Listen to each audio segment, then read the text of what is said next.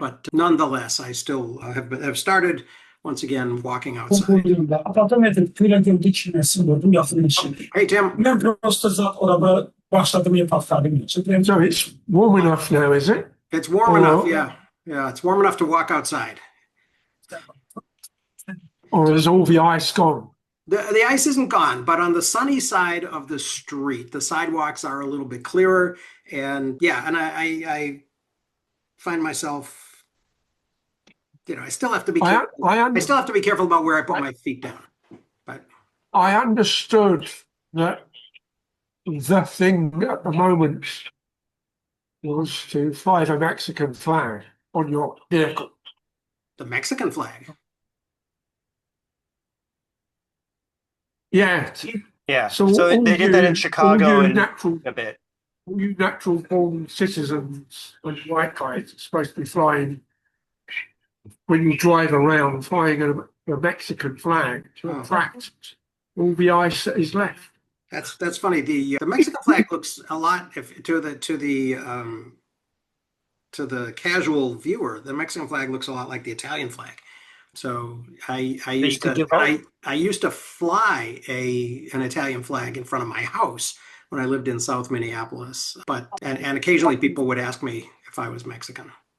Huh. It's orange rather than red, but it's But doesn't the Mexican flag also have like an it has the insignia? eagle. It's Yeah. in a lot of cases it has the national crest, the eagle. So basically, you're exposing your neighbor's ignorance. innocence. Yes. Innocence, that's the word. But if Yeah. you're a fan of Julius or Augustus, you'd probably fly an eagle anyway, wouldn't you? Yeah. Well, the Those actually old Italian. the Mexican flag and the Indian flag look kind of remarkably similar, except the Indian flag, of course, has the wheel of Dharma in the middle instead of the Those, Mexican crest. yeah, but the Indian flag's horizontal stripes.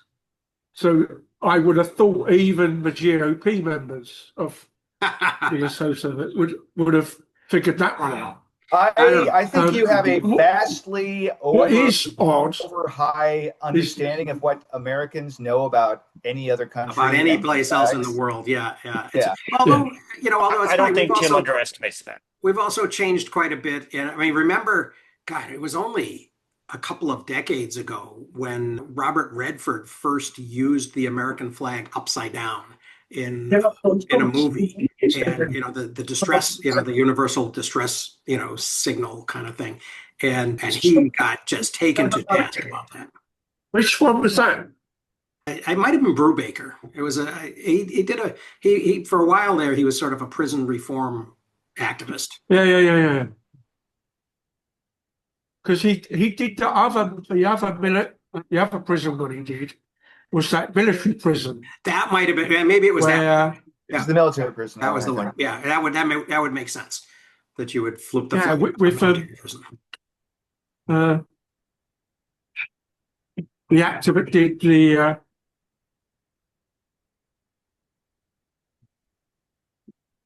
Tony Solaro character. Hmm. He was the prison military governor. Yeah, I think He so. was firing out of the office window with reasonable abandonment. Typical American. That said, there was a riot in a British prison that was in. I can't remember what the cause of it, but it was sufficiently bad that the solution was send the SAS in. Oh wow. But they sent the SAS in with no firearms, just Just to get batons and just to crack some heads. batons and knuckle dusters. Yeah, it didn't take them long. Yeah. Would I be correct guessing? Would I be correct guessing that British prisons also generally don't have that the guards generally aren't armed? They don't have guns. No. Well, what you wouldn't have the ability to justify them. Yeah. given that in theory most of the policemen don't carry firearms either, you know. So I mean, it's only I was going to say 5+ years, but London's a bit more difficult, and most of what I've seen of in the UK, like the bulk of the last 20 years, has been in and out of airports mostly. So the airport police Yeah. are togged up to the nines with bulletproof jackets, knife-proof jackets, and some sort of spray radios, and quite a few of them got body cameras. But there's always a few walking around with machine guns and stuff. And of course, there was, back in the late 70s, might have been early 80s, there was a bit of a fracas where the military seemed to decide that the civilian government needed to remember that the military's got not just the firearms, but the tanks and the artillery. So they occupied Heathrow Airport. Oh wow. Under the justification of, I think it must have been the IRA bombing or something. So you turn up at Heathrow, which has got like 3 main roadway entrances, and you have to do a chicane, a temporary one, to drive around the tanks that are sort of moving their 120mm artillery barrels around. And there was quite a constellation, because all of a sudden, you see outside of the trooping of colour, you don't normally see troops on the streets with firearms. And it's every now and then, in London particularly, back before 9/11 especially, if you saw a red police car as opposed to a white one with red and yellow stripes, that was normally an armed response unit. Wow. It would literally be 4 people. Whereas now, SO18, SO13 or SO17 is like a London-based SWAT team, of which there's a couple of hundred cops, and they normally turn up in groups of 10 out of a minibus, complete with wire mesh over the front, so you can't throw anything through the windscreen. So it's significantly changed. Yeah, I mean, and we've had a kind of sort of a general No more Dixon, militarization not as green, well. that's for sure. Yeah. So it is. Which was Good. It's we've used a little. 10 minutes now. Yeah. So maybe we are it for today. So maybe we should tie this to the end of the book.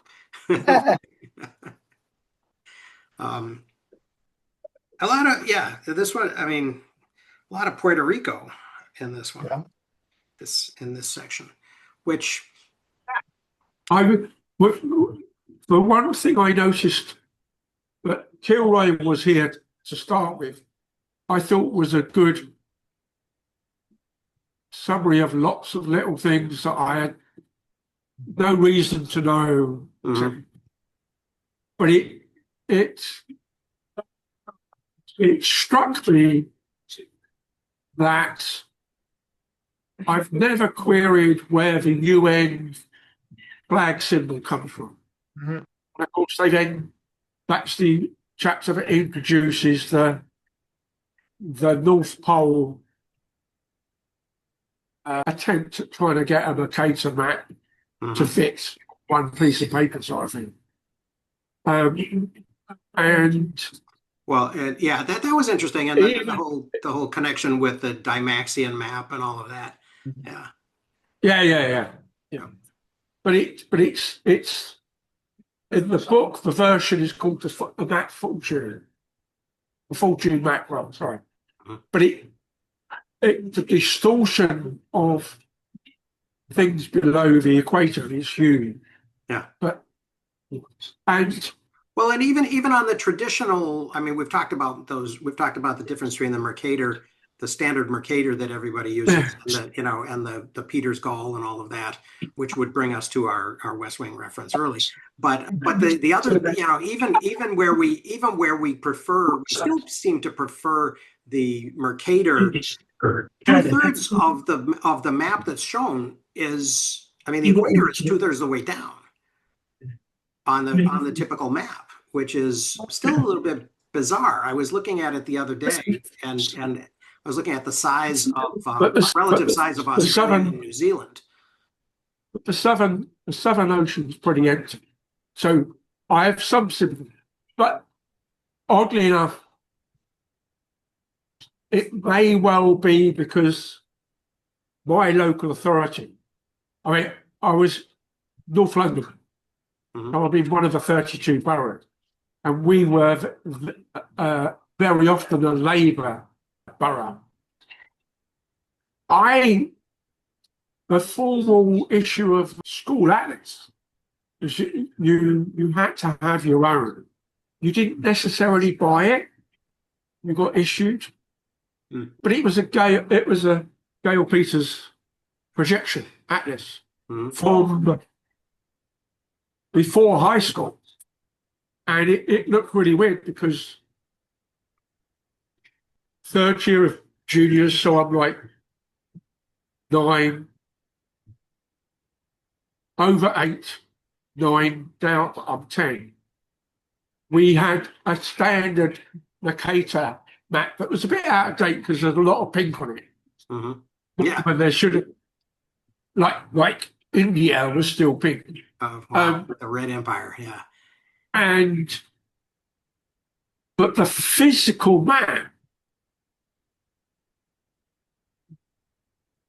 I don't think was changed in the sense of there was Yugoslavia, the Soviet Union was still the Soviet Union and all the rest of it. And there wasn't that much in terms of the boundaries that was different. There were a few name changes. So like Tanganyika was no longer, German East Africa or whatever. Right. Rhodesia probably still exists. By that time, of course, Indonesia was Indonesia as opposed to the Dutch East Indies. But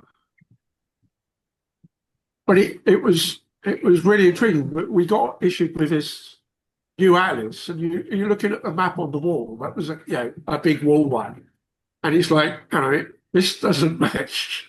Yeah. And even by the time I went to work, and we occasionally used a world map to explain logistics problem, I was disappointed that even in a very lefty type company, we were an employee co-op in that sense. We still use the Mercator maps. Yeah. I don't know whether that's just because they were so easy to get hold of from being able to do the drawing, stroke, stencil, stroke, whatever. But it was a long time until I saw outside of a school condition, university, college, school, a non-Mercator map. Yeah. But I did like there was a quote middle-ish of that chapter. It was if the oceans had been turned into puddles. Yeah. Men who'd never left their home states busily zipped around the planet with 2,000 little Americans rolling out like a red carpet underfoot. And it turns up as a quote later where I wrote it down incorrectly as over here, overpaid and overset. Yeah. Which comes out in quite a few of the 1950s and 60s films of World War II. Yeah. If not actually what films that were made during the British films that are made during the war. Mm-hmm. So I was quite like that I got backlocked in. But the idea that the planet had shrunk Mm-hmm. was key. But shrunk for some, right? Yeah. It shrunk for the US, but not for the people in the spaces that the US was shrinking into. Yeah, I mean, but to me, it was also like the change. If you go back, say, pre-Magellan,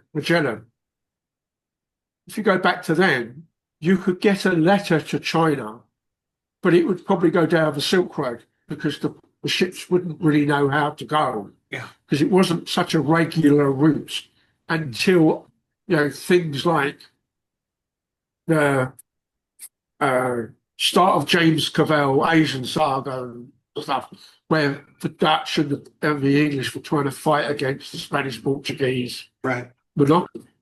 Right. And then of course, and then Suez.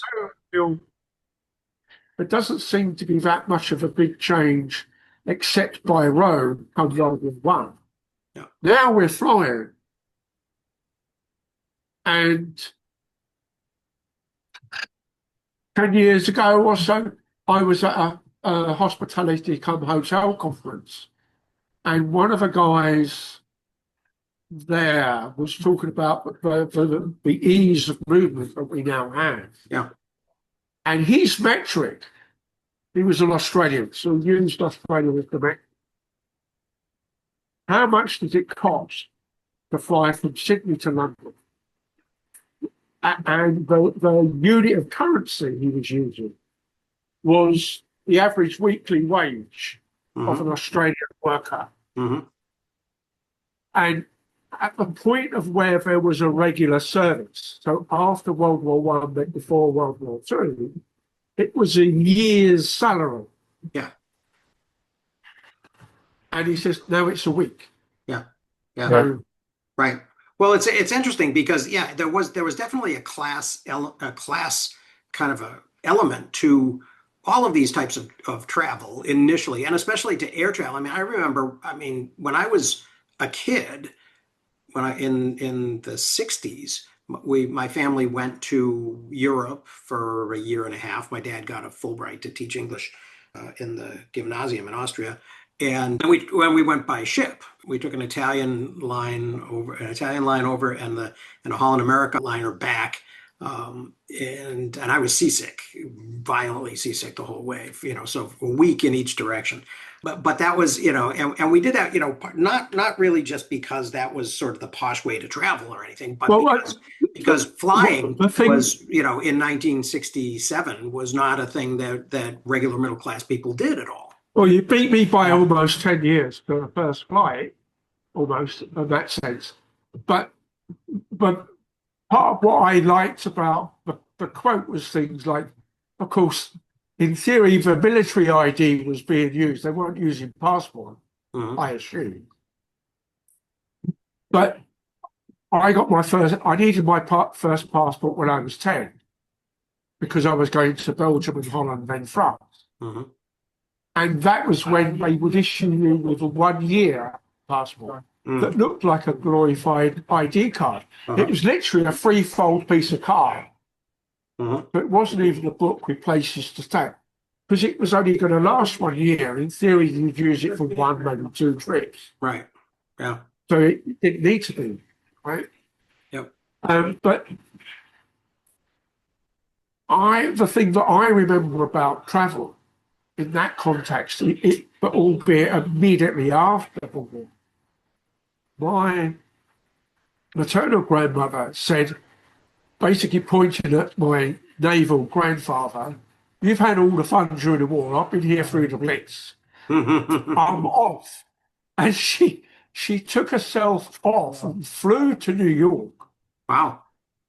went up somewhere into Canada by train, Hmm. and then did the Trans-Pacific line across Canada. Oh, wow. Came back. So went all the way to Vancouver and came back on the train. So it took like a week. Hmm. And then went back to New York and got on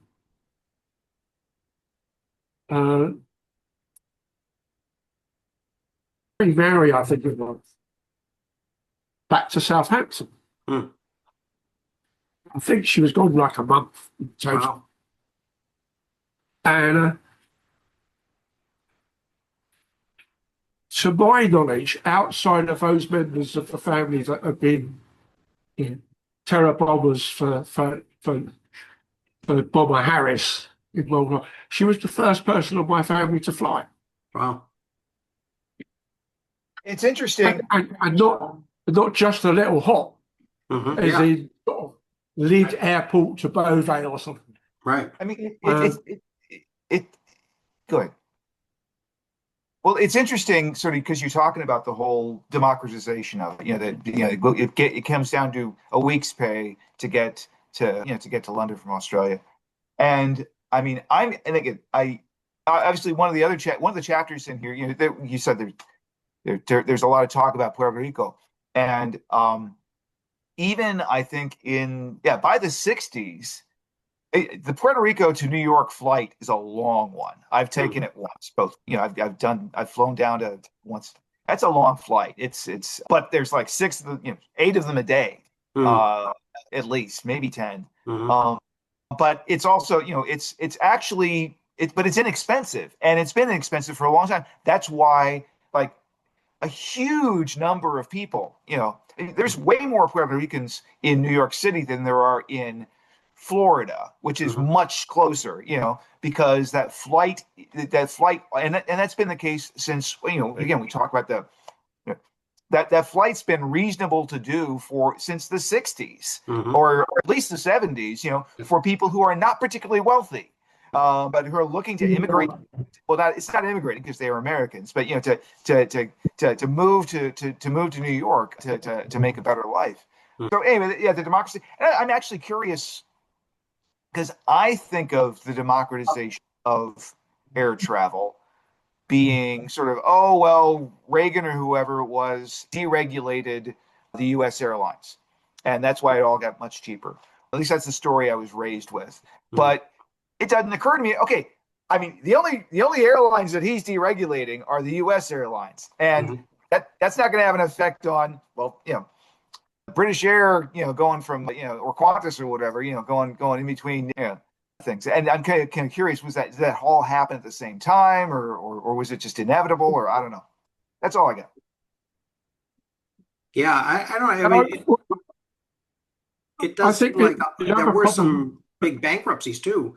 I mean, Pan Am ceased to exist, much to the chagrin of 2001 fans. Because it's the Pan Am. It was big for actually. It was huge. So Pan Am and TWA. I was thinking Trans World. Yeah. But then also was there really a cost savings with the air traffic controllers? I suppose not. No, but and then there was a bunch of, well, that was also, that was sort of the rise of Airbus at this, in the same right, the European conglomerate. The Europeans start actually building planes. But then I remember a bunch of, when Northwest Airlines, before it bought and became Delta, it was doing all kinds of joint ventures with like KLM. Right. And so but that still happens. The code sharing still happens. Right, but there was I think there was a financial, kind of an integration at that point as well. But the other thing that this first chapter for this session, going back to that re reapplied to my mind was that there's all the logistics, and it's like for every one soldier you've got at the front, you've got 10 behind you, pushing paper and pushing meals and doing quartermaster stuff to make sure that bullets arrive, hopefully, etc. The supply lines, yeah. The standardization section that he did, I thought was excellent. Yeah, and you're not just doing the supply line for your army, you're doing it for the rest of the Allies. You know? Albeit things like the Russians wouldn't let you fly the aircraft over to them. They came and picked. But you're flying aircraft to the UK. You're sending ships to the UK. You're sending trucks and stuff off to the Soviets, etc., etc. And I'd semi-forgot that other half of the stuff, and I'd forgotten that Al Alamein really only happened because you guys had started doing a serious amount of stuff into North Africa. Without that extra over direct delivery, Al Alamein wouldn't have happened. Simply because provided enough artillery shells. As a simplest thing. That whole idea of war material, kind of accelerating standardization was interesting. But I wonder, because arguably in the First World War, there was just kind of as much of a shift to the U.S. supplying, not only financing, but supplying the Allies in that war. But apparently it wasn't, the level of technology was sufficiently, that it was low enough in the First World War that it didn't sort of spark that whole international, the creation of the ISO and all of these kind of global standardization bodies. It comes through in the sheer amount of industrialization. And an awful lot of the people doing that construction aren't counted in the military. So the 1 in 10 is really more like 1 in 25, because you've got these contractors doing a lot of you mean people background standing behind the soldier on the front? Okay. Standing behind people mobilized in the US. They're standing behind the logistics teams. Right. And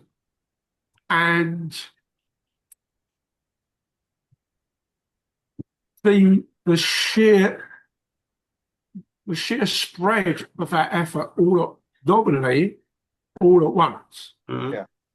There was so there's a bit going on supplying stuff to Europe and putting a bit more stuff into Wake Island and Hawaii and stuff and all the rest. And then of course, Pearl Harbor happens and it just gears up tremendously. And of course, that then means you've got to employ the women in the factory. Right. Oh, sure. Which seems to be a little bit missing out of here. Well, he doesn't talk about home front and remote front that much. But I'm wondering, and I'm thinking, Dan, about your comment about ISO and standardization, and I was thinking about the other book, an earlier book we read, the Outlet, right? Where there's a lot of discussion about the pre-war years, the interwar years, an increasing scope of internationalization and the idea of these global approaches to identity and cataloging and everything else. And I wonder if that didn't also feed into or provide a baseline of, well, we have this problem, we have this solution that we've been thinking about. And so we start applying that in the 1930s to industrial materials. And we have been thinking about international, supranational kind of organizations like the League and all of that kind of stuff. Exactly. So I think I suspect that the water was ripe or something. Yeah. Yeah. I really liked I liked the coverage of Herbert Hoover too. I think Hoover I is was a really fascinated by it. I didn't know any of that backstory. Yeah. I think he's an interesting character. I'd like to Because I always think of just, what read is more. Hoover text? Yeah. Yeah, right. That he's, that he really, his idea of His legacy is associationalism marred by that. Yeah, and kind of, and it wasn't just, I mean, it wasn't the crash itself, obviously, that did Hoover in. It was the almost 3 years after that, between the crash and the election of 1932, that, he was ineffective in responding to this thing. And so, yeah, so I think that would be an interesting sort of a character study. Yeah, the standardization thing struck me as kind of well made, well done, well crafted. Well, and so I don't know if anyone else read the acknowledgments, but I will commend you to read the acknowledgments because I found them very entertaining. And in the acknowledgments, there's a line where someone is telling him what is like, it's, the chemistry and the chemistry in the industry are the boring stuff, and the boring stuff is interesting. Who was that? Vaclav Smil told him that? No, I can't remember who, but it was one of his advisors or one of his colleagues. Okay, cool. Yeah, I think that I didn't remember that.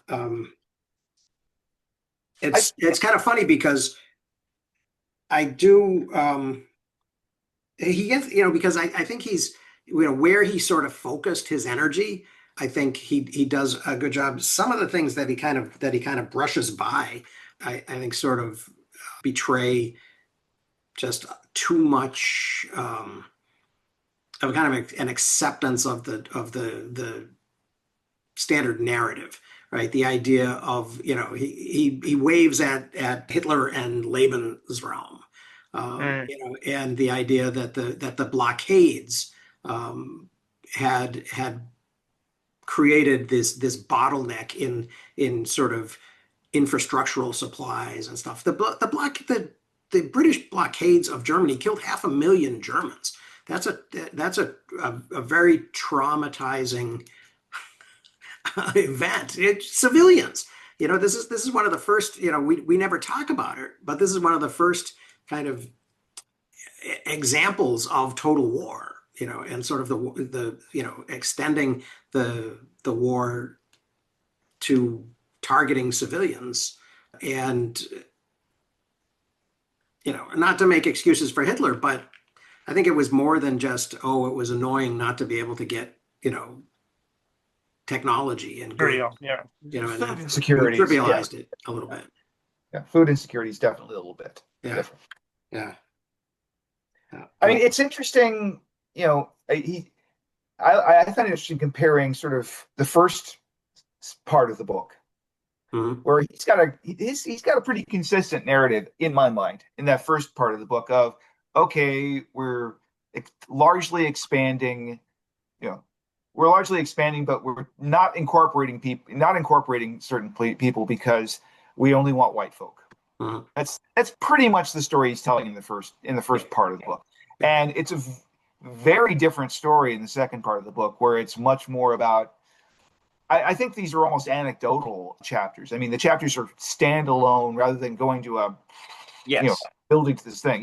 Yes. And I liked them, but they were a different story. It was a different story, but I felt like the first half of the book would not have been a good book without the second half. Yeah. Well, right? Because the first half of the book is like creation of empire and then dissolution of the major parts, and then to build his narrative, to build his case, he has to talk about all these other things where empire is not land, but ideology, language, pointillist, which I think is fascinating, right? Otherwise, I don't think the book would have been, the first half of the book would have been it wouldn't have been an illustrative discussion. Right. I mean, what he could have done, I mean, what that it basically would have included the resolution of what happened in the Philippines and the ongoing situation in Puerto Rico. Right. That would have been just that book. Right. And it's not as good a book. Yeah. Right. I must admit that while I was reading today, it kept on striking me, particularly as a Northern American, that there's little bits of this that I know or I have an inkling of indirectly, or we've already read some of it elsewhere.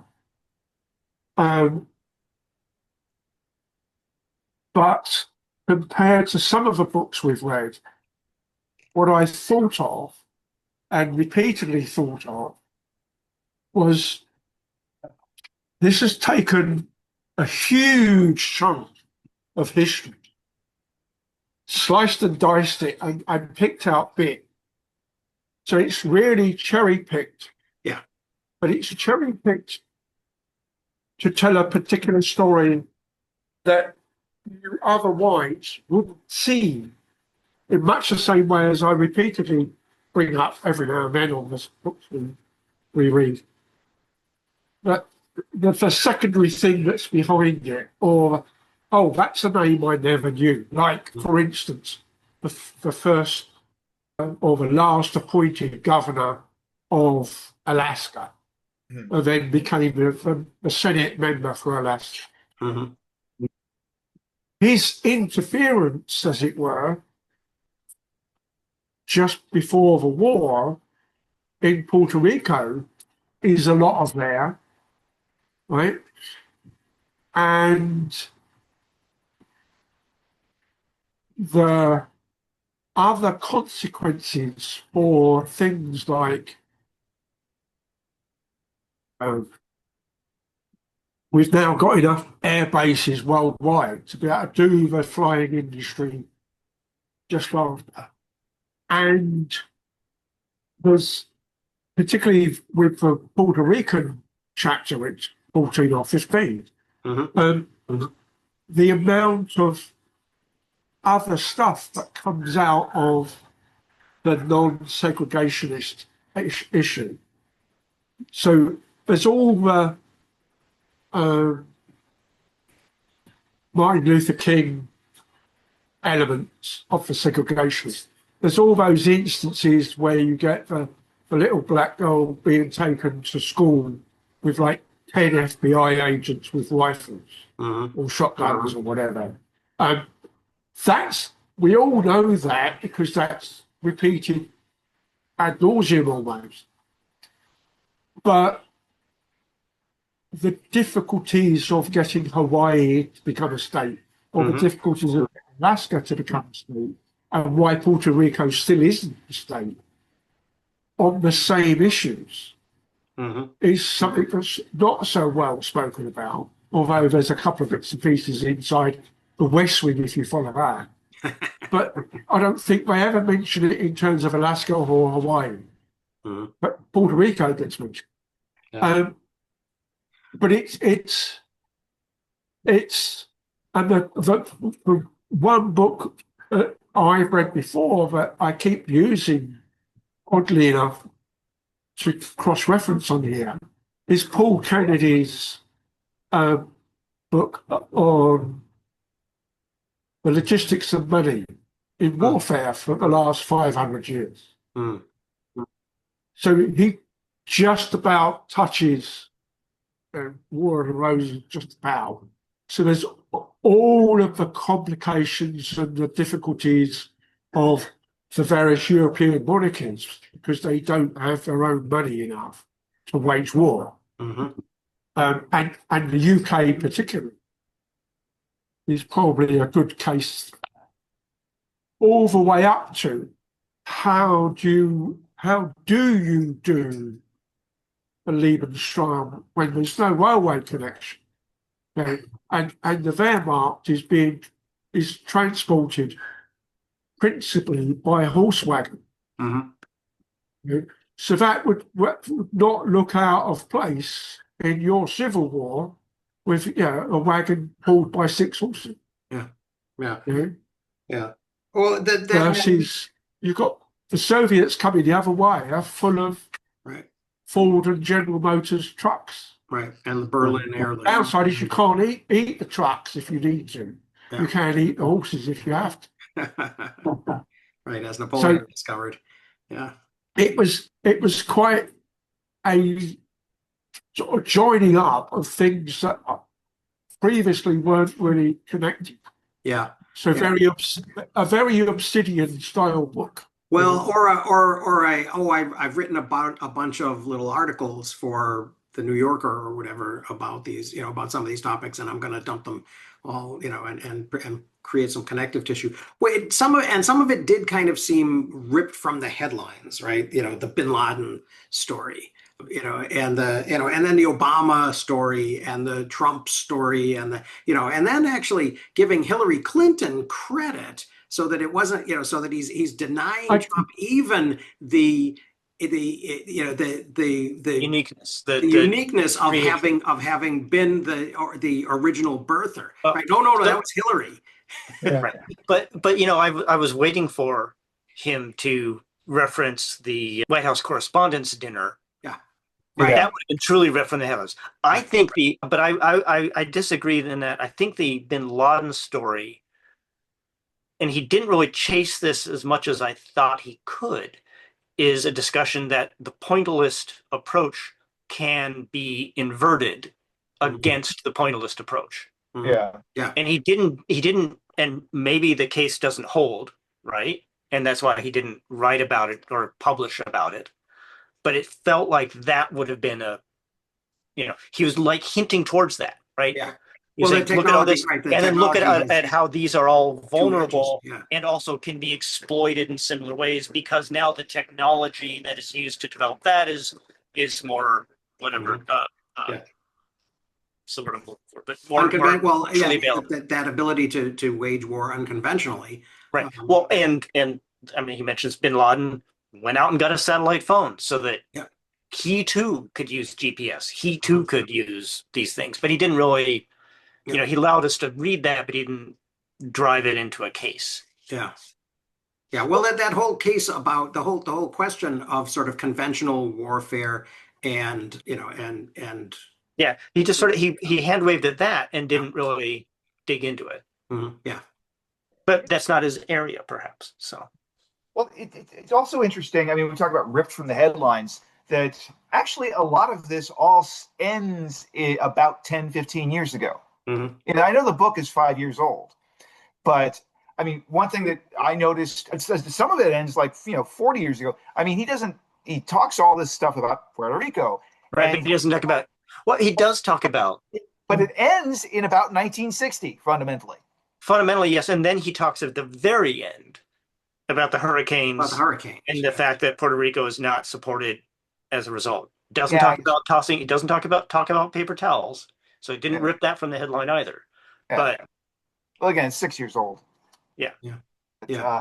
But I must admit, when I was doing the flip flop over on the Puerto Rico and then Hawaii particularly, I got to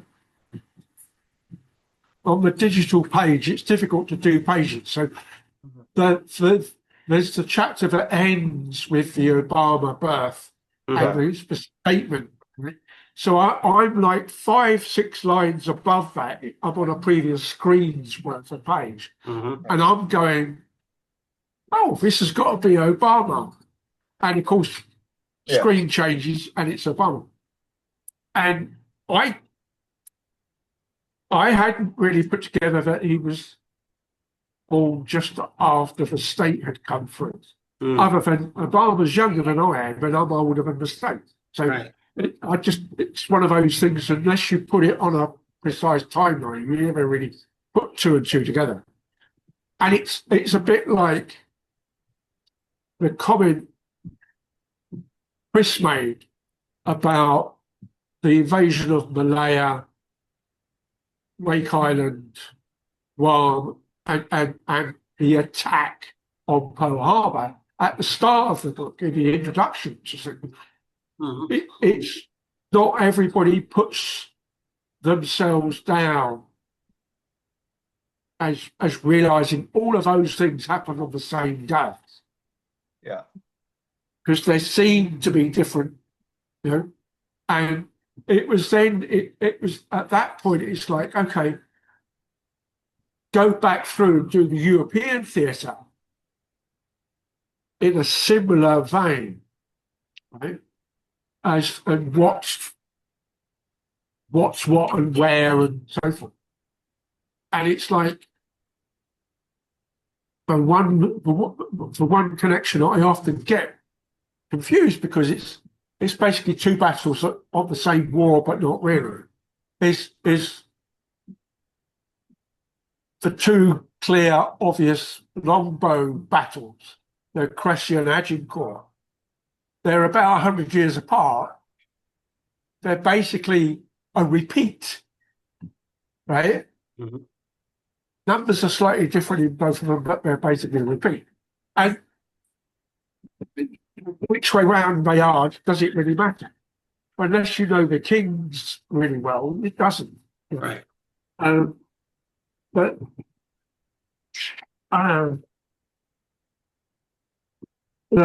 the other thing that I thought he skipped over a bit was when he got to the mid-30s and the way that we might want to decolonize, etc. And he talked about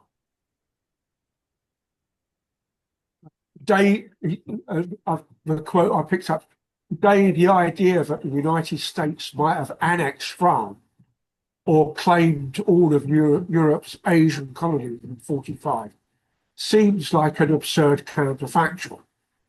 To which I go, a man in a high class, the reverse. But there was that recent, might be a year old, PBS series on all of the KKK stroke Nazi summer camps that were happening in the States for the kids before the war actually started, before the European war started. Because obviously by that time, Japan had already gone into China and Korea. So, and because it's Asian on Asian, don't pretend. Yeah. And rather than just sort of repeating the other thing that came out without qualification, which doing a lot of dipping into our world in data, which was Hannah Ritchie as a scientist doing a lot of data stuff on rather like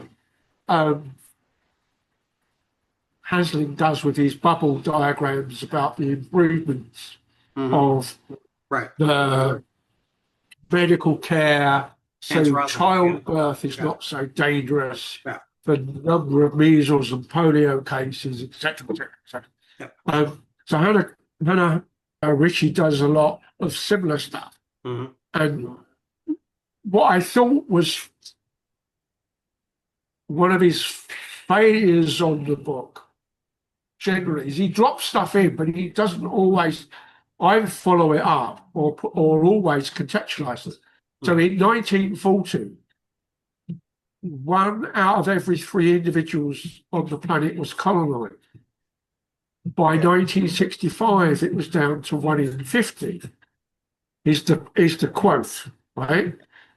And it comes over, and then a few paragraphs on, there's the talk of MacArthur doing, yes, we'll give the Philippines their independence, and that's followed in by the Indonesians becoming independent on the same day that he gives the speech. So another, if you're looking at the Philippine history or looking at Indonesian history, you don't necessarily clock that those things are actually happening on the same day. Well, yeah. And right.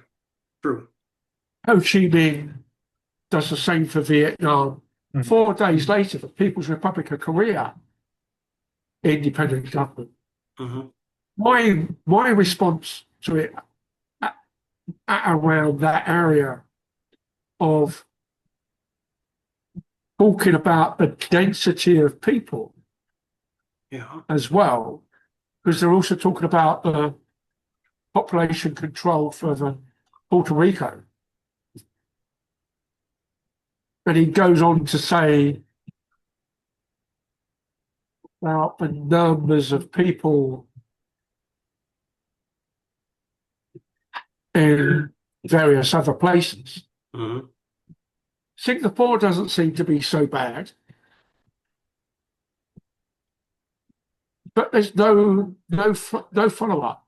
No, yes, it's not an American place, but it would have been touched upon because it was Malaya. It would have been the war, would have been the Japanese being given back their arms so that they could control the population, etc., etc. Right. And yet there's no follow-up. Yeah. There's a lot missed. I agree. One of the things I did like, though, was the sort of the description of Sony. But it sort of begged the question, really, again. I mean, this is like, okay, it's a nice. I mean, it's an interesting, and I do like sort of those interesting sort of little case study things. But it strikes me that it's not only an example of this, of the things that he wants to talk about, but also of this kind of shift that I talked about, that I mentioned last week, that I would like to pursue more of, sort of the shift from being a territorial empire that controls people to being a mercantilist empire. And I think that there's a parallel with what he's developing about the pointillist thing that way, right? I mean, remember was it May of 25, we read Plutocrats, right? And one of Chrystia Freeland's big ideas in that was that this class of people, these plutocrats that she's talking about, are sort of stateless. They go from one place to another in their private jets, and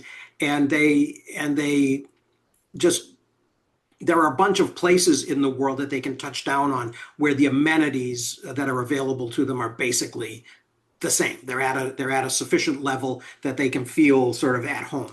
And the scenery might be a little bit, might be different, and it might mean, there might be some novelty in that, but basically the infrastructure that they've made available to themselves is the same, and that distinguishes them as being living in a different world from the rest of us. So the scenery and certainly the climate changes. Yeah. I mean, tomorrow I'm supposed to hit 30 degrees for the first time this year. That's centigrade, by the way. Yeah. Right. So it's been cool for the last 6 weeks. So and we'll get to 50, 55 come midsummer. Whereas, back home in the UK, that would never happen. Right. But the other thing that's going back to when I said about there's a lot of this I have no immediate prior knowledge of, etc.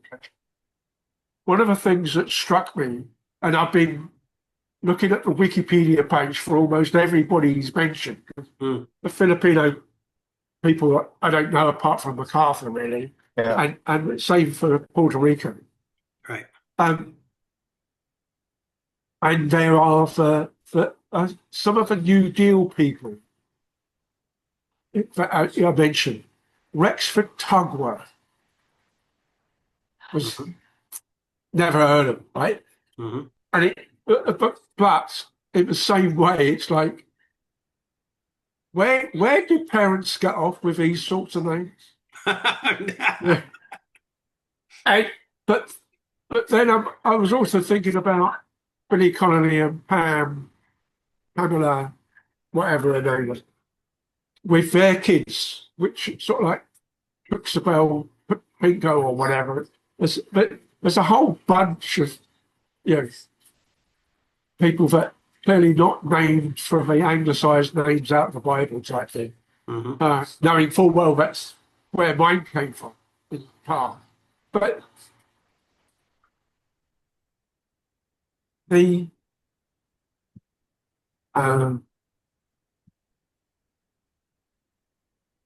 sheer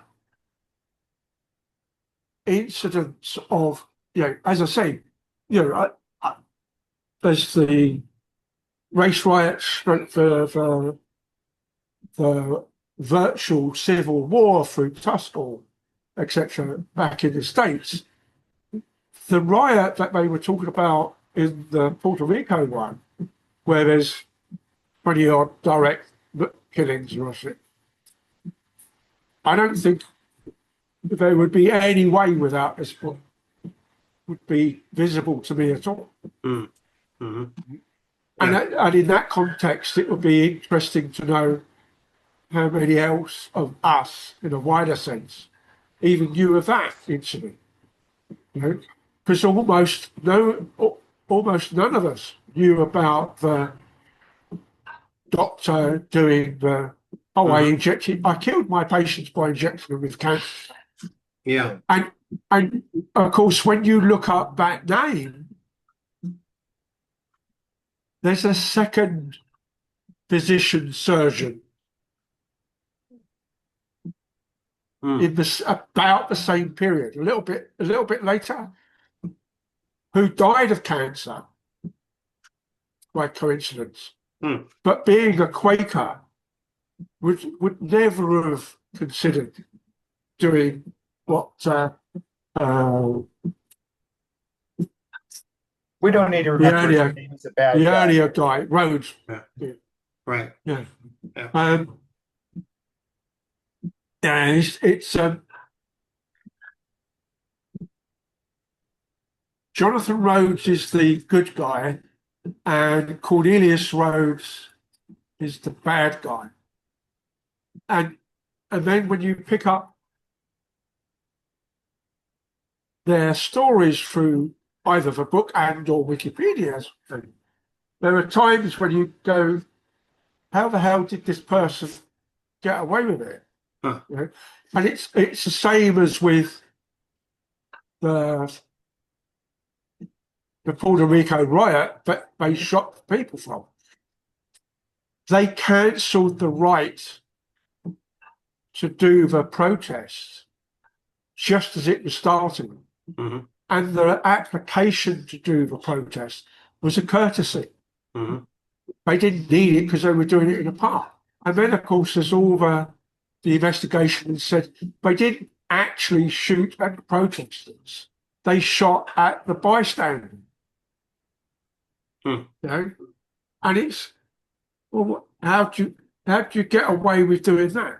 And it's the only thing I can think of in terms of the stuff that I knew about is what's MacArthur also famous for is the breaking up of the protest of World War One. The bonus marchers, their bonus money. 10 years late from World War. Yes. Which, by quirk, oddly enough, as a slightly junior officer, there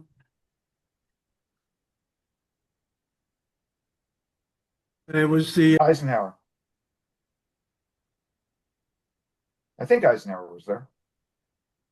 A number of people who then become, Eisenhower, then, etc., then become more famous in World War II. Yeah. But for senior person on the ground or the senior person in charge of it was McCarthy. Yeah.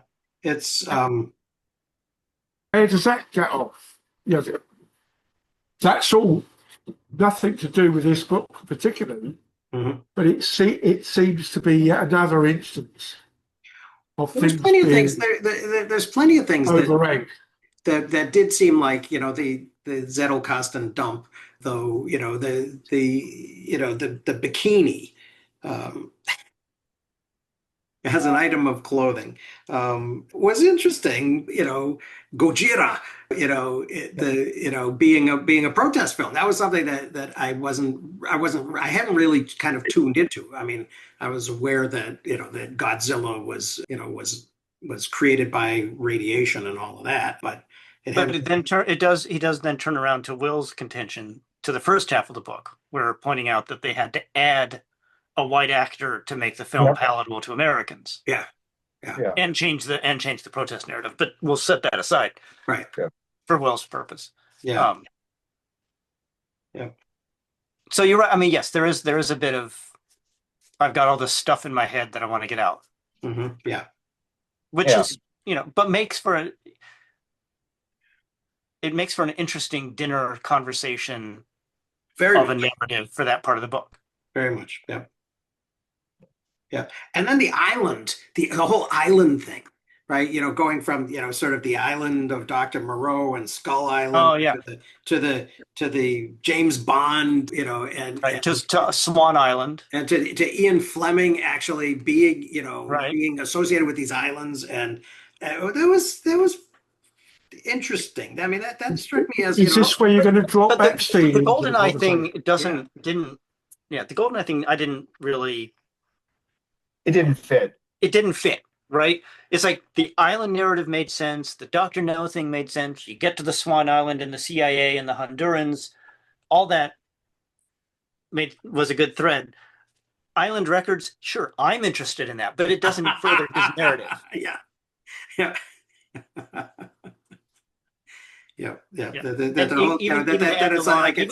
Even to add the line, Fleming dies, Bob Marley buys it. Right. And then sells it on to Chris Blackwell of Island Records. Cute fact. Yeah. But unless you're going to talk about Bob Marley as someone who is trying to liberate Jamaica, which he was a nationalist activist, you're not tying the thread. That would have been, that reggae as a sort of a nationalist activist movement would have been an interesting addition. But that was a bridge too far. And also, it's reggae, which may be the color line. Reggae is more about rebelling against the British. It's a different empire. I know. I recognize that. Yes. It's a different empire. Well, then bring in Haiti. I mean, yeah. But how is it a different empire, really? I mean, that's a thing that he didn't really address either. This brings me back to something that I was thinking about. You mentioned I think what our author is talking about is primarily, in the second half, less mercantilist projection and more security and power projection. Whereas I think when I was thinking what you were saying, Dan, is that there's a narrative to be written here, maybe you will write it, about the mercantilist projection of this period, and then and Tim knows far more about this than I do, but the methodologies of the Dutch East Indies and the projection of Britain in the 19th century. Right, or oil in the Middle East. Well, that gets right to... He talks about it. But that gets right to a chapter we haven't talked about. Right. That gets right to a chapter we haven't talked about much, and that's the whole Synthetica thing, right? Which really gets into this whole, okay, let's completely trade we need this island, that island, the other island, because it's got unique things that we can only really get from there. And now we can make everything from oil. And so we have that switch of, we got to have all these different places to now, okay, we need the Middle East. We need Saudi. We need Saudi Arabia and the like. Yeah. Synthetica is also a great metric album. In a complete aside. But it really just is kind of a consolidation and a concentration of this need for raw materials from the hinterlands to everything now becomes oil, right? So now oil is the hinterland material that we need, and not rubber, from the Congo or from South America. Or whatever. Well, sitting as I do, rather near a little bit of oil. one of the things that I find odd about it is, and we've already spoken about flying, and one of the things that clearly flying does is spread its share of pollution around because people fly unnecessarily, etc. Mm-hmm. I don't know how true it is today, but as of last year, transport pollution via sea-driven transport, Especially container ships. Yeah. 40% of that pollution is moving oil and gas. Mm-hmm. And or the immediate products of the refinement of that. Mm-hmm. So if you could get to a minimal as opposed to the maximum fossil fuel, automatically you got a 40% saving. Mm-hmm. And in that context, partly because obviously clearly don't has screwed up again with the change in the Obama regulation on fuel efficiency. We call him don't because of a typo, but he's such a good thing of the Epstein files. New York has done it on a small scale, but London's now a couple of years into its major whole charging of driving through London. Yep.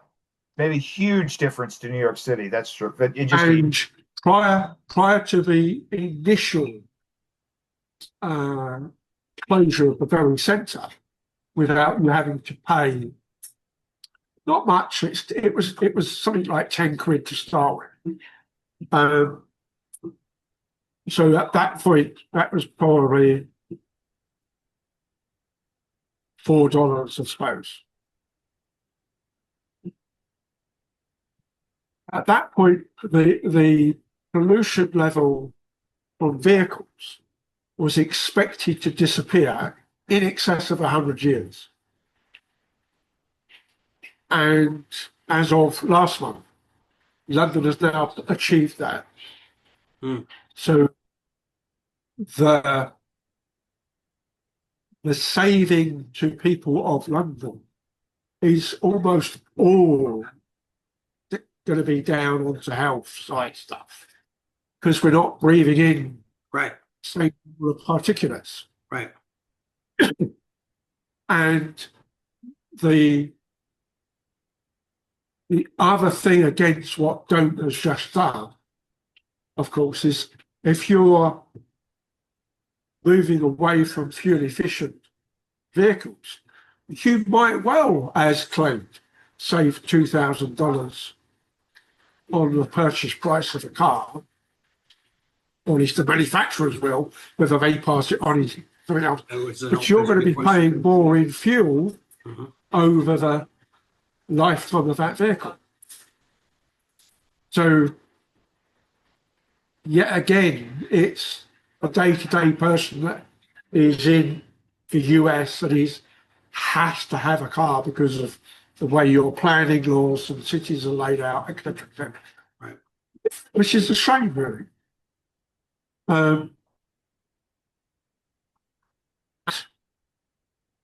Within the spirit of putting your hand up, so far the one person from here that's mentioned in the Epstein files has left his CEO job, and it's not clear locally what we might do or not do to him. Sultan Suleiman, what's his name? There's a Democrat member of the House, you're in, whose comment was, well, when we execute them in Somalia, we're not that far away from Somalia. One of the stories you get to hear of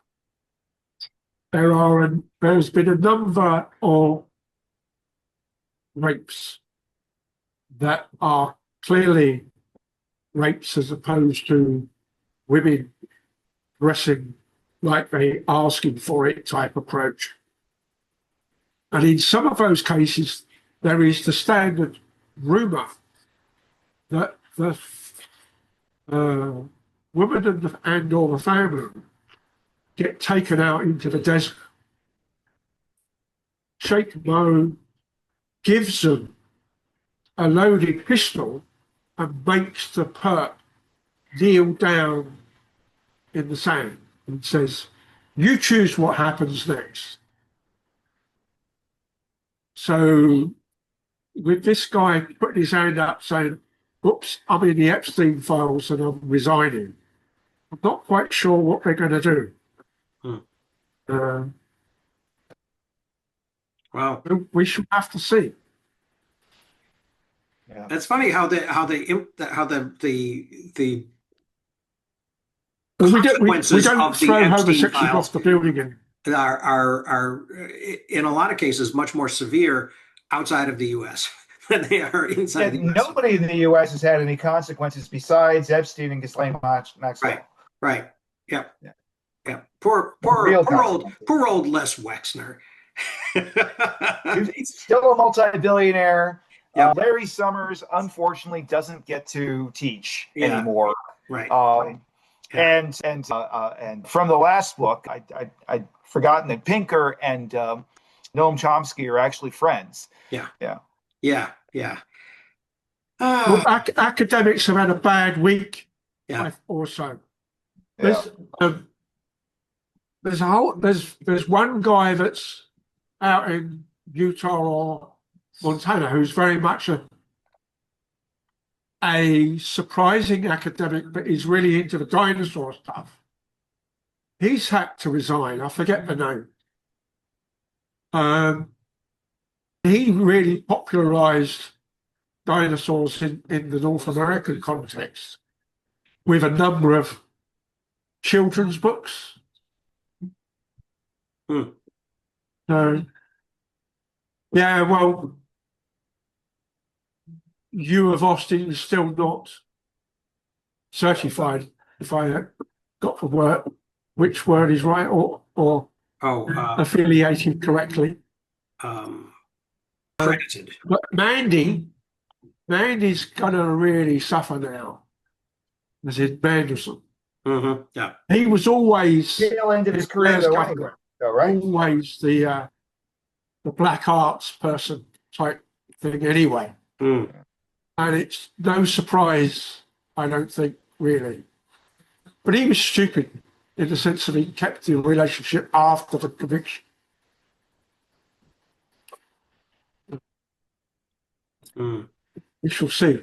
Well, and a lot of the people whose names are coming out, though, are people who are sort of relatively at the tail end of their career anyway. I mean, Mandeville, whatever, he's been part of labor politics, for decades and decades. He's like in his 70s, right?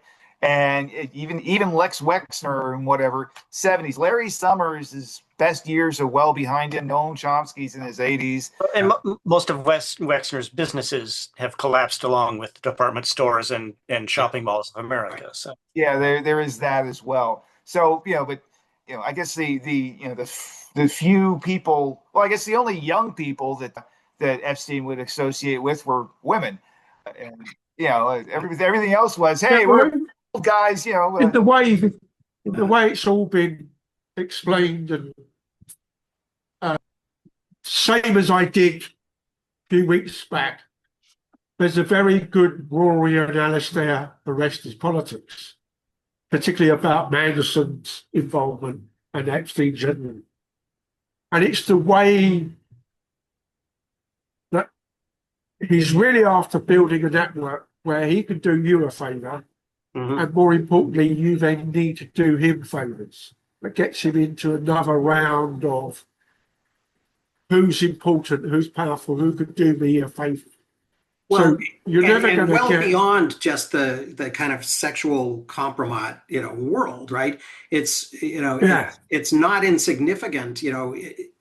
and it just shows, just actually kind of shows how much leverage a person, a billionaire who can throw tens of millions of dollars at scientific, granting, being a grant source for, whatever, Well, crazy eugenics you want to do, or life extension studies, or this or that, that all of a sudden he's got monstrous the thing with leverage.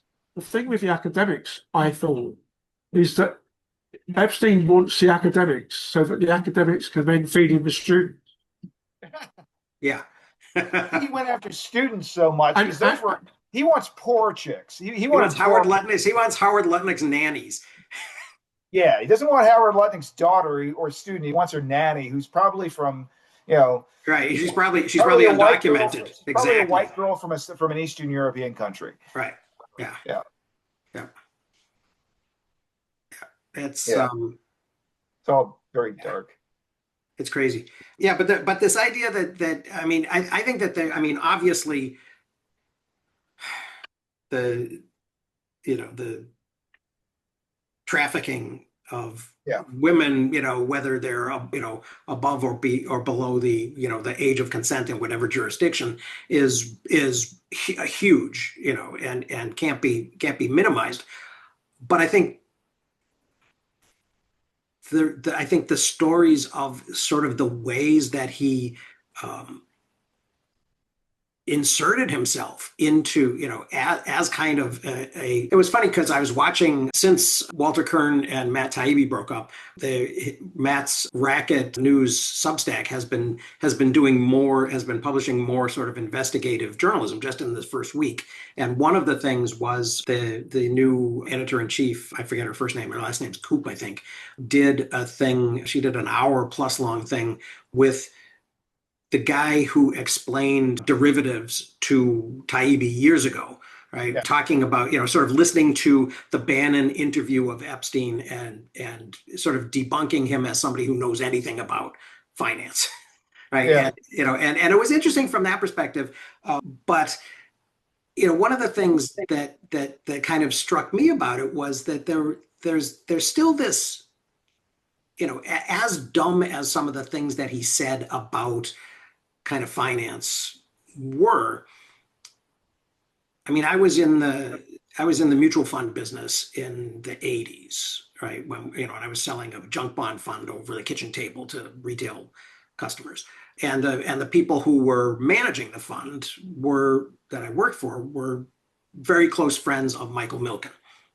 And so I didn't get to travel in those circles or anything, but I was kind of aware of some of that stuff, and that it was not at all rocket science.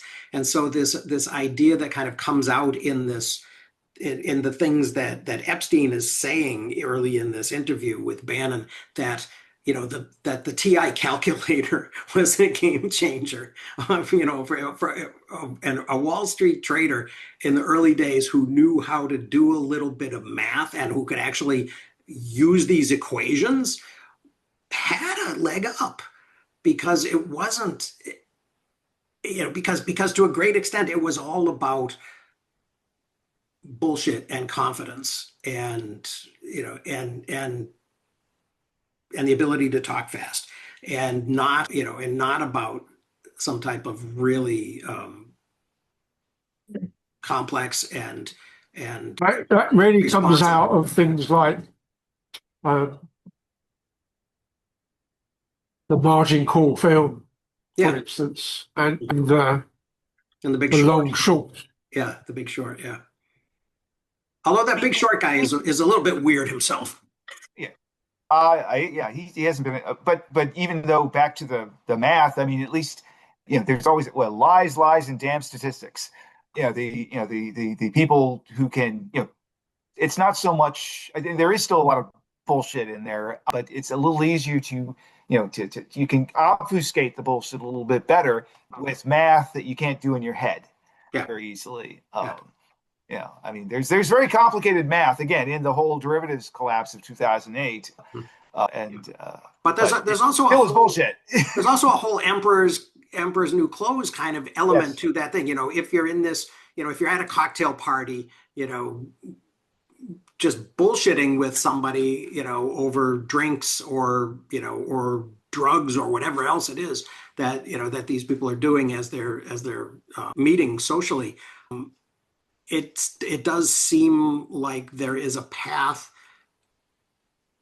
to success in that world that doesn't necessarily, or that, that really doesn't at all have to do with knowing anything or even being successful, right? I mean, there are plenty of studies that show that random selections do better than fund managers in the the performance of a portfolio. So the idea that and actually that actually, to his credit, is something that Taleb talks about a lot in his books. Just how much all of this is based on bullshit. And so I can see that, even if the money, I mean, and of course, people like Eric Weinstein have been screaming for years, if this guy claims to have been an international currency trader who was doing deals big enough to move the market, where's the paper trail? Where are the trades? Nobody's ever examined, nobody's ever tried to open the books on that and see if there are, in fact, any trades at all. Or if the money came from if it came all from Les Wexner, or if it was the Robert Maxwell disappeared fortune or whatever. Yeah. All right. We're a little off topic. Sorry. Okay. I mean, maybe we can pull it back, talking about, sort of the standards, or its own kind of, that's the assumption of inevitability of America. Yeah. And the assumption of our, we're going to be in charge forever. That's its own kind of bullshit, right? Mm-hmm. Yeah. And that gets back to, we even have you was even an earlier point that somebody, you were mentioning, like, well, I said that, Rasta and reggae were anti-British empire, and I remember Zarek or Dan said, well, is it really different? And are we the successor empire of the Brits, or I would say not successor, but inflected or next, right? Yeah, continuation of at a different sort of nexus. Although in the in the world of finance, there's a significant argument to be made that the City of London sort of remains very central in global finance, even after much reduced since Brexit. Yeah, much reduced since Brexit, but after World War II, and after, I mean, because there's a counter narrative that it was, that World War I, that we shift, and and the dollar becomes the global currency, and New York becomes kind of the center of gravity. But the City of London, and especially before Brexit, in the whole, I mean, on all of that issue about the Eurozone and the euro currency, right, is all a battle between Frankfurt and London, really, the Deutschmark over versus the pound. And Will, I guess to your point, and I just don't know. Mm-hmm. Anecdotally, I haven't seen a shift from London that was feared from Brexit. I don't know detail, though. But you know way more about finance than I ever will. I don't. But I've worked at a company that was based in both. But I think the thesis I would explore, and maybe I should, is Brexit happened at about the same time that there was a flattening due to network technologies and interconnected markets and things like high-speed transactions. Mm-hmm. That probably softened what would have happened had the market been what it was 10 years earlier. Or the financial system. I don't know. I think that would be a case to explore. Well, even to get back to, like, as we're starting to talk about current events and stuff, I mean, and empire and universality. I mean, the whole, was it last week or whatever, where Carney, where everybody's going to Davos and talking about we need a multipolar approach to finance in particular, is the dollar empire going to continue? But that's been a discussion forever. I think what Carney's talking about. I haven't. I've watched the first third of the Carney speech, and it's very good. I commend it to. I watched all of it. Yeah, except I skipped past the French part. My French is not. I got no French. Yeah, well, there were subtitles, so I was okay.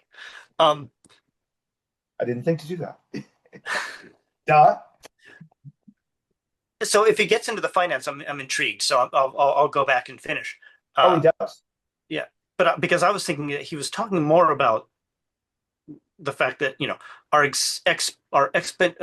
explanation for the way power works, the great powers, has fallen in on itself, and now we have to figure out how we each can resolve in this. So if he went into finance, if he got into finance, I'm going to go back to it because I did intend to. So thank you for that. I could be wrong about that. No. I suspect he did because you would have to, right? The power and finance are too intricately connected for an intelligent person like Carney not to. Right. Particularly the guy who's been the chair, the head of the Bank of England and the Bank of Canada. Yeah. So I remember there being a big story, a couple of decades ago, right, about differences based on how close you are to the cable head end as it comes out of the ocean, right, and these millisecond differences in high-speed transactions, kind of making all the difference. Right. And that's gotten bigger. Has it? Okay, that was what I was going to add. That was the question I was going to ask. Not the head end. So the push, at least as from the people that I worked with, right?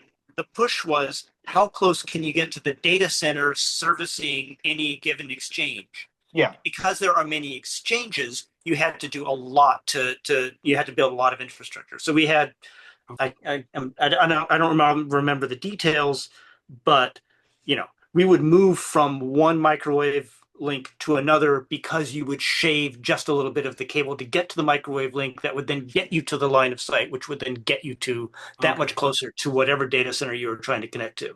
So you're just shaving milliseconds for many dollars. Microseconds even. Yeah. And I have a friend of mine, Eric, you might actually have met him, John Baker. He worked at IU. Yeah. John went into finance, and he was here in New York, but he's a serious business computer guy. A smart guy.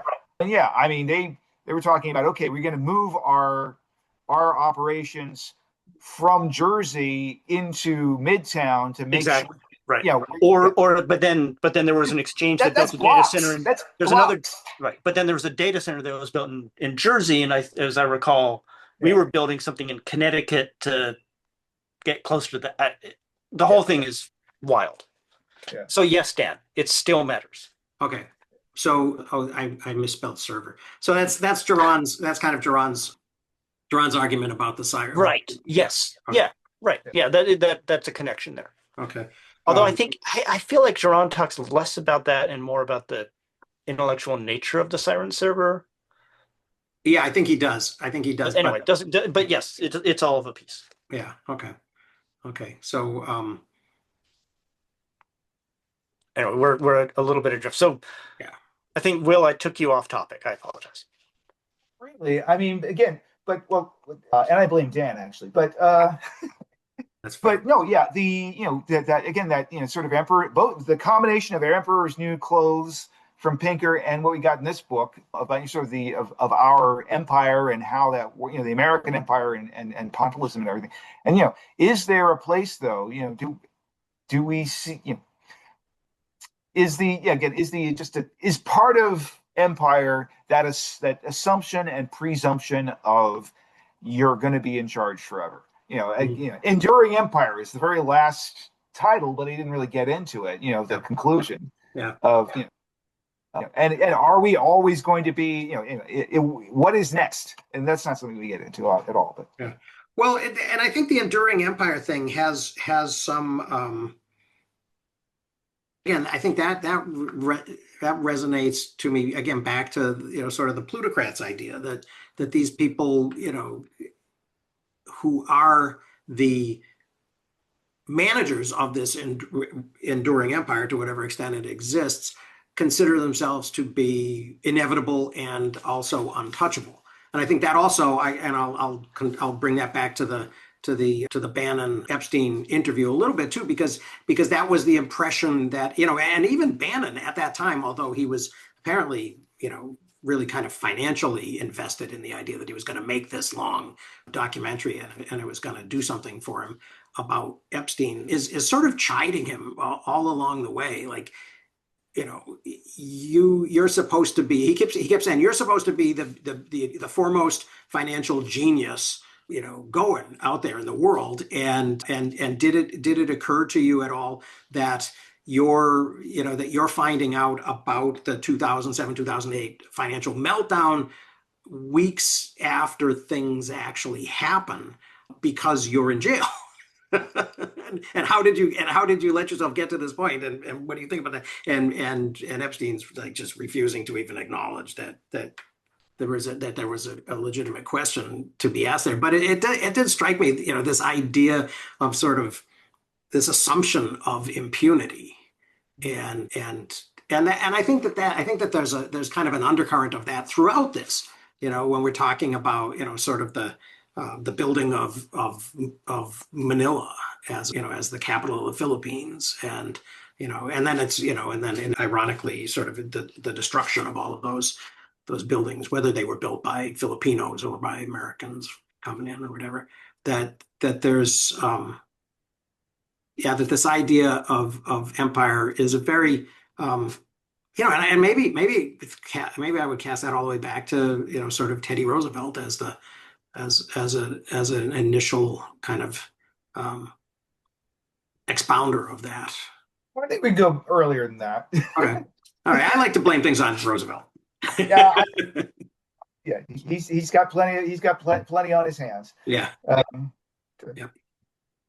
No, it's yeah. So I think this was worthwhile. I think there was a lot of good stuff in here. A lot of good sort of connect the dots material. And that's kind of a pointillist thing too, I suppose. This idea that there are all of these little nodes in this web that form a pattern. Yeah. That form a pattern, and that you can maybe not say conclusively that A caused B caused C, but that this web and this pattern is suggestive of something. Well, as I said earlier, I think this has been physically an easy read. There's events and people that I've never heard of, but I don't think I've needed to look a word up in terms of versus or look a concept up even versus almost every other book that we've read. There's been what the hell does that mean, or whatever, because it's Graeber or something, or Gall or whoever. Yeah. And I don't know whether it's just because what we've read before. I think this has been, as you said, it's a joining up of the dots for lots of little bits that are not necessarily linked into a story by you, have been linked into the story by this. And there's elements of things that where ecological collapse and previous empire collapse would probably benefit from rereading. The Tranter's books is probably the one that I would be thinking of there in the context of now we know this, reread that and pick up things that you didn't realise, didn't recognise, don't remember, didn't take notes of 30 years ago or whatever. but an element I think that is missing at the moment within this, because it's 10 years old, and going back to the oil element, there's oil trades happening in non-dollars. There's bits and pieces in euros, bits and pieces in rubles, and a lot in yuan. Yeah. So, what is that the equivalent? Is that driving? Is that driving contemporary U.S. foreign policy? Trying to hold our fingers in the dike of that.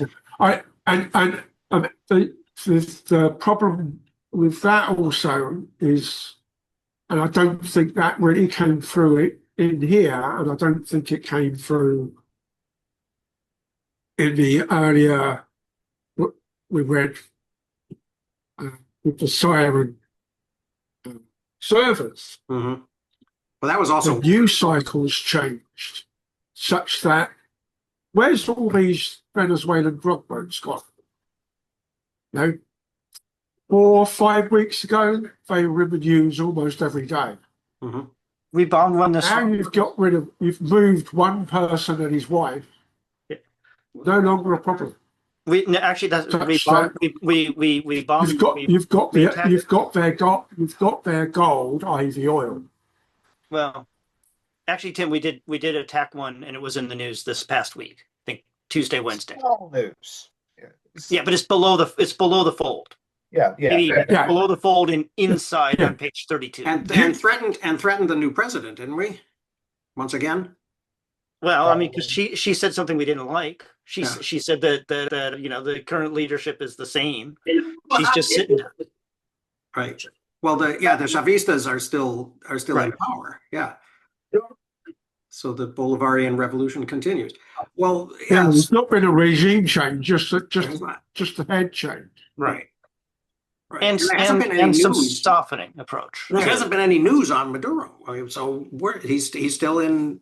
He's in jail in New York. He's in jail with Luigi, apparently. The wheels of justice grind very slowly down. Yes. Although not in the Tyler Robinson case. But is he with Luigi? Is he in the same? I thought I heard he was in. I don't know for sure. I thought I heard he was in the same jail. It is. It's the federal. There's a federal penitentiary for people who are going to go to prison or going to be tried in New York, and that's the same one that Luigi's in. Yes. So there's going to be Which, by the way, is also the one where, speaking of Mr. Epstein, he died. Oh. Yeah. So does Maduro get a pizza cutter now? Or whatever the visit, or a mysterious visit in the night where there doesn't happen to be any cameras out somehow or other. Yes. Yeah. I'm generally anti-conspiracy theories, except come on. So with that as a legal background, there's 2 questions I'd throw up. There's, what do we think about the New South Wales police and the pro-Palestinian protests that they broke up, which is now being investigated because they were supposedly heavy-handed? And the heavy-handedness that I saw on various news reports is then dragging Muslims out who are actually praying.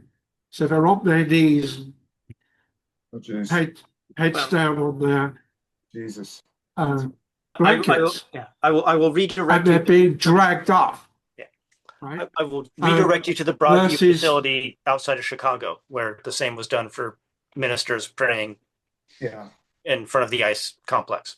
Yeah. Yes. Yeah, but not Muslim. But not Muslim, to be clear. Yeah. But not Muslims, so they're not on their knees in that context. True. And then, of course, on a slightly different point of view. Yeah, on your knees with your head on the ground is a kind of a vulnerable position. Yeah. By design. Yeah. And a slightly different point of view is the court case by the protesters against the proscription of Palestine Action. Palestinian group. Oh, Yeah, in the UK, yeah. Has said that is unlawful. So there's now two approaches to save money. Do you appeal the case and try and save money on having to pay out for doing all the illegal arrests and illegal prosecution? Or do you save that money and don't bother to appeal? Which one is going to be cheaper? Was it money or is it saving face? People will, governments will, politicians will spend lots of taxpayer money to preserve their power, their own. Yeah. So it's not their money, so it's not a problem, is it? Yeah. Will and I, living in big cities, know this from police. We'll call it, misconduct, settlements, which are regularly overspend the city's budget for settlements within the first 6 months of the year. Yeah. All right. Well. So in any case, if we're looking for something to talk about, we haven't talked about yet. All right. It's the book. Do we want to talk at all about the whole universality of English language chapter, which I thought was interesting. Or is it worth? I thought that was good. Yeah. I thought there was some interesting trivia about basic English, basic and Esperanto and all those. I was thinking it would be Chris would be interesting to have for the basic English discussion. I felt because his linguist. Well, the whole sort of limits of my language is the limits of my world. Argument would be an interesting one, sort of to have. But I mean, and sort of the quantity versus quality of discourse that is facilitated by sort of these things. I didn't actually know somehow I grew up and went to elementary school and all that in the United States, and I didn't know the story of the Native American in Sequoia met and the the Cherokee Nation and spoke, and it's like, I already lived in London for years, and I can speak your language fluently. Yeah. How did I not know that? I remember. I think I encountered that in one of a Ken Burns documentary or something. Was like in passing. Yep. William Bradford wrote about it. And, he did? And he had a lot to say about not only Samoset, but Squanto. And Squanto had been picked up, and he was from Patuxet, which was the village site, which by the time the Pilgrims arrived in 1620 was a ruin because they had been wiped out by disease between 1617 and 1619. So there were unburied bodies all over apparently, and there were these fields that were that had gone sort of slightly back to wild, but were open enough that they could easily start planting in them. And Squanto had he had been pretty lucky because he had been picked up and he had been sold into slavery in Spain, and then he had found his way into the hands of apparently a Quaker or some other Quaker adjacent separatist who treated him fairly well, taught him English, and then ultimately allowed him, I think, to buy his freedom. And then Squanto or Tisquantum makes it back to New England just as the Pilgrims are there and they're having their first winter, and he does help them survive. He does speak English, and he becomes for the next couple of years. He dies in around 1622, but he does arguably sort of help them survive. I mean, Massasoit, of course, is had sent Samoset before Squanto and was amenable to a peace treaty with the Pilgrims. It's not until his son Metacomet decides to go to war with them in 1675 that they're nearly successful, King Philip's War. But yeah, Squanto is the guy. It's kind of funny because when I talk about him in my classes, there are no images of him, of course.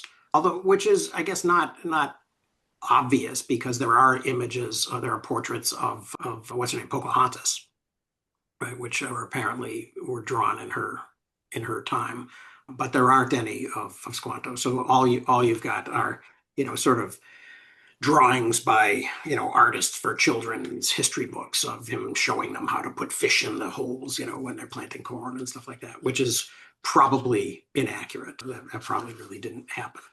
But he becomes the kind of the center of that whole Thanksgiving tradition of the good Indian. So another thing I liked about this, I don't know if I learned a ton other than the story of Squanto. I mean, we knew that aviation is all in English and science has become de facto English. But there's the quote here of, if the Chinese rule the world someday, I suspect they will do it in English. I love that. Yeah. And it's become the default. And maybe it's sort of a leftover of how so many of these countries weren't a country. India wasn't a country. Mm-hmm. India was a bunch of countries, and so the default language in India, the universal language in India. I mean, as much as the BJP wants to make it, Hindu Zatsa and all that stuff, it's English, Mm-hmm. and Indonesia. There's a bunch of different, there are all these places that were colonies. Because they weren't single countries, they still have the colonial language, mm-hmm. and it went to China, which never was really particularly, conquered by the, I mean, we sold them, the Brits sold them, the West sold them lots of opium, yeah. Yeah. But at the time at which we were speaking Anglo-Saxon, as it were, we weren't speaking English, and we weren't one country either. What was the last word? We weren't speaking in the day when we were speaking Anglo and Saxon, etc. Yeah. Oh, we weren't speaking English. Right. Well, the standardization, right? The standardization of English, and I think he does talk at one point about, where all these other, Gaelic and Manx and Cornish and all these other, languages and or dialects need to be sort of eliminated so that we can have the King's English. And then that can be the empire's English. That, I think that's interesting. And but then to layer on top of that, the idea of technology, right, and of all of the languages of the web being based on English, and all of the languages of programming and of QWERTY keyboards even. But the oddball one, of course, inertial in kind of nature. The oddball one I came across, particularly when I was doing the pan-European data centers for the banking, getting closer to the meeting room, was, of course, all of the PCs BIOSes were in English. Yeah. Mm-hmm. So when you were in Frankfurt and a German-only speaker and you had a problem with your BIOS, tough luck. You needed to go find an English speaker. But oddly enough, German manufacturer, Siemens, do one of the main suppliers of control systems, either security, fire, or just sort of environmental control. The older version used to buy a CD, and when you sign in, it knows you because you've previously signed in, and all of the variable stuff goes into your language. And by the time we were finishing these buildings, they changed that, and the CD was one language only. Mm-hmm. Because, of course, we were buying one copy for the building, and it's in Oslo. So the Norwegian guy signs in, and it comes up in Norwegian. I sign in, and it comes up in English. Mm-hmm. And by the time I got to the one in Geneva and Frankfurt, it was, it's going to come up in French or German. Tough luck. No, we're an American-based company, a finance company. Therefore, we want English licenses everywhere. Mm-hmm. So that was a major hiccup in the change. But yeah. Although it would seem that if we were really transitioning, although maybe now we're transitioning out of software as a service, but that would be a differentiation point and a value add opportunity would be to do some kind of localized translation.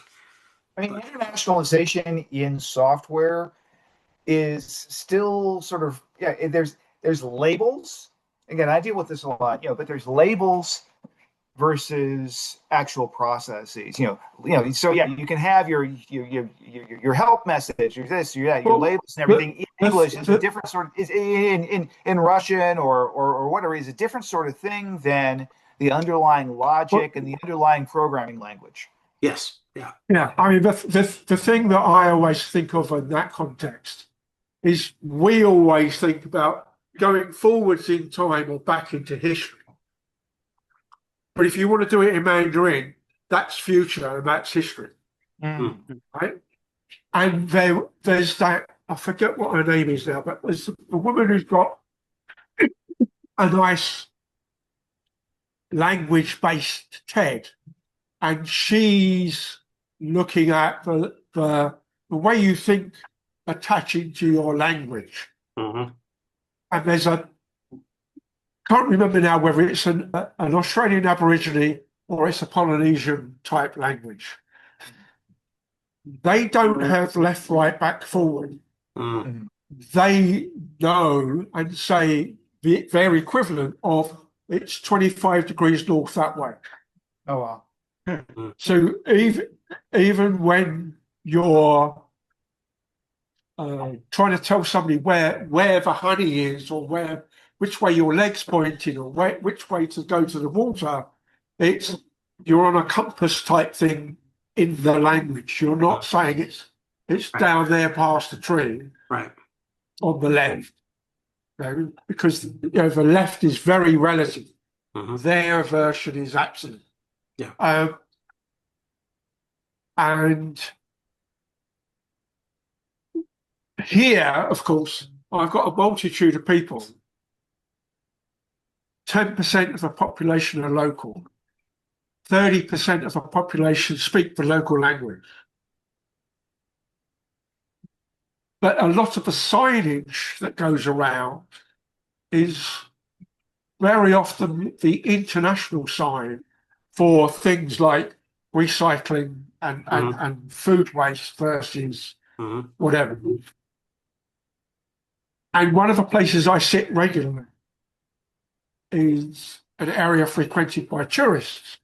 And the number of tourists that go up to a shiny metal box to throw their rubbish away and then wonder why they can't put it in the top and think about opening the door, then they find there's a fire extinguisher in there because they can't be bothered to see there's a red square with an extinguisher picture and they don't bother to look at it. And it's a 1,000-seat food hall. Mm. And the fire extinguisher thing is like 3 foot tall and about 1 foot wide. Do you really think the amount of rubbish that this place is going to create could go in there? And 10 feet away, up against the wall, there's 2 4 foot wide, 3 foot deep, 5 foot high, with big flaps to push your stuff in off the tray, big baby dumpsters. Yeah, that's going to be a push, isn't it? Is it? I mean, we could do one section. There are 4 sections, so it depends how quickly we want to do the next book. The first one is called at the moment, I haven't been able to get the book. But okay, we'll see. The first section is about 75 pages long, so we could do that. Second section. How dense does it look? A lot denser than what we just read. Well, for everything probably would be, but it doesn't seem super dense. Right. I haven't bought it yet either. I'm going to. I've got a copy. I haven't cracked it really yet. I'm just glancing at it now. It doesn't seem like it is. I mean, there are some footnotes. Are there pictures? There are not pictures. Oh, there are some graphs. But actually, there are a fair amount of graphs in the second chapter. I mean, the chapters are called things like Moore was different, the curve, Yache. I don't understand what that relates to. something in South America, apparently. Do we want to start with the first section and gauge the see how we feel? Yeah. Yeah. Well, okay, let's do that because the second, or do we just say 121? If we don't make it, we don't make it. Yeah, we could do that too. We could do that too. As I said, it's about, in all, it's about 216 pages long. So we could do. So it's not that long overall. It's not that long. Let's shoot for 121 and see if it's a 2 or a 3 session. All right. Fair enough. Fine. Ciao. Right. Thanks. See you about. Thanks. Good times.